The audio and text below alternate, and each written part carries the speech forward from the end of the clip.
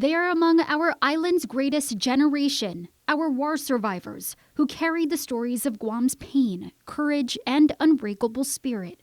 Today, 5 of them, retired U.S. Marine Corps Colonel Joaquin Danny Santos, Teresita Sablan Aguin Guerrero, retired from the U.S. Navy Vicente Salas Engoko, Maria Concepcion Gale, and Julia Manley Villagomez are sharing those stories as they are honored as the 81st Liberation Grand Marshals. For 89-year-old Teresita Sablan Aguin Guerrero, she was just 5.5 years old when she realized war had broken out.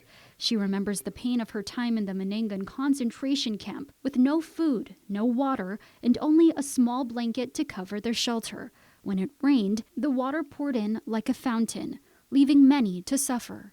It's just very, very hard to see those people around you suffering with no food, no water, no place to stay.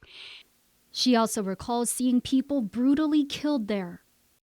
The Japanese just start cutting off their head, the 3 young people that are not doing anything. That's really something for me as a child to see that. Also in Manangan, Colonel Joaquin Danny Santos was just 6 years old.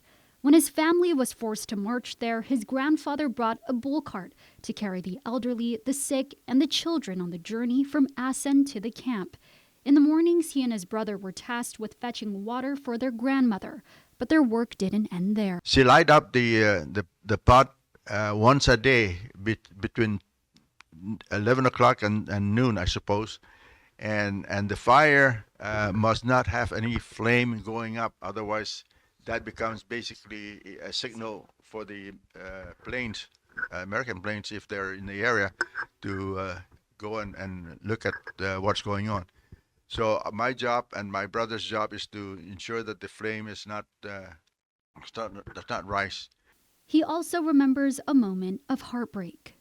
When the Japanese was getting ready to move to Jigo, my grandmother was saying the rosary and crying, and asking my uncle Gregorio to please stand there so that she can look at him and have this imprint on her in her heart, so that she can remember him forever.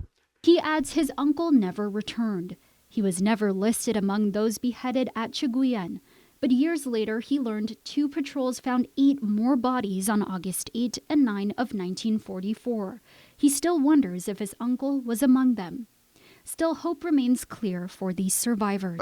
I'm very happy, again, to echo the governor's comments, to represent all the war survivors plus the future generation, that hopefully, you don't see war in your lifetime. It's very traumatic. And I hope that